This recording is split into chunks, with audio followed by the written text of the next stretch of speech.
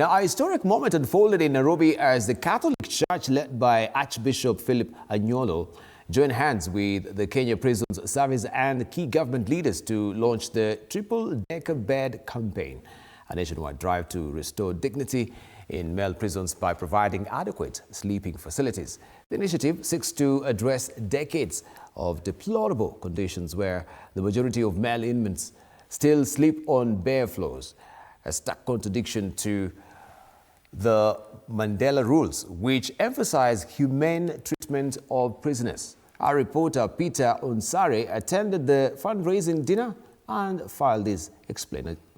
Enjoy. Did you know that during the colonial era, prisons in Kenya were used primarily as detention camps? This means that these institutions existed mainly to torture individuals whose fates led them there. But fast forward to present-day Kenya, our prisons have begun embracing a more holistic approach, gradually transforming into centers of rehabilitation. However, many of these institutions remain in deplorable conditions, exposing a major disconnect between our noble intentions and the reality on the ground. A resounding call for compassion echoed recently at a fundraising dinner in Nairobi, where leaders, the clergy and stakeholders gathered to support the triple-decker bed campaign.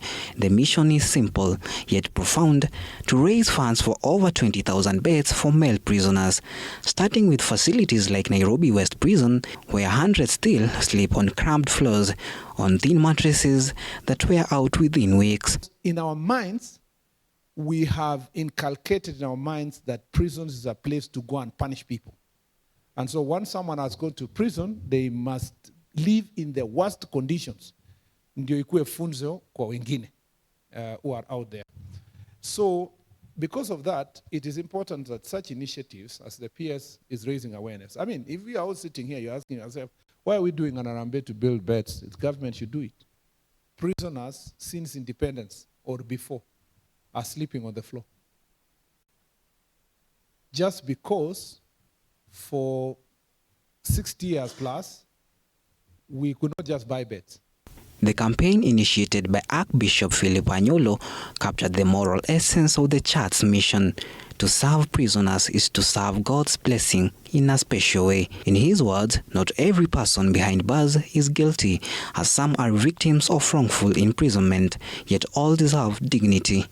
At the same time, we are still very much aware about it. We still associate with one another as brothers and sisters. We feel pity and we feel sad for those ones who are imprisoned, because they are our brothers, they are our parents, they are our sisters, and so forth. At the fundraiser, Cabinet Secretary Murkomen acknowledged the long-standing resource constraints that have crippled Kenya's prison system for decades.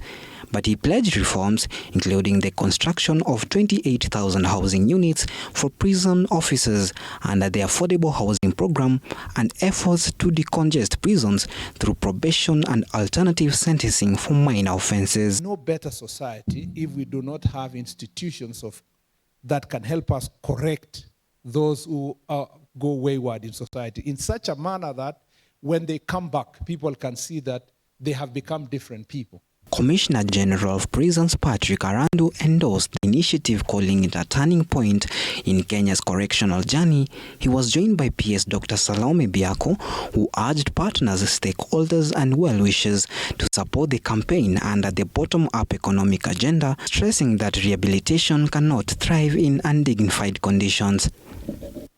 So tonight we are bound by a shared vision. That true freedom is more than physical space. It is the dignity of the soul and the hope of a new tomorrow. To give freedom behind bars is to lay the cornerstone of transformation. Statistics paint a stark picture. Of every 1,000 Kenyans, 105 are in prison, and of those jailed, 95% are men. Out of Kenya's 135 prisons, only 47 house women, all of which are fitted with beds. Male prisons, however, remain critically under-equipped, the result of overcrowded dormitories where mattresses decay quickly, leaving many inmates to sleep directly on the floor. This contradiction undermines the Mandela Nigeria rules the UN's blueprint for human prison standards, which emphasize adequate bedding, hygiene, and respect for human dignity. Globally, the imbalance is similar. Men account for over 90% of prisoners, while women comprise of just 6 to 8%. Beyond comfort, a dignified bed is a matter of health and humanity. Experts say it reduces the spread of skin and respiratory diseases, prevents spinal problems, and fosters mental well-being. A arrested inmate is more likely to learn, work, and embrace rehabilitation.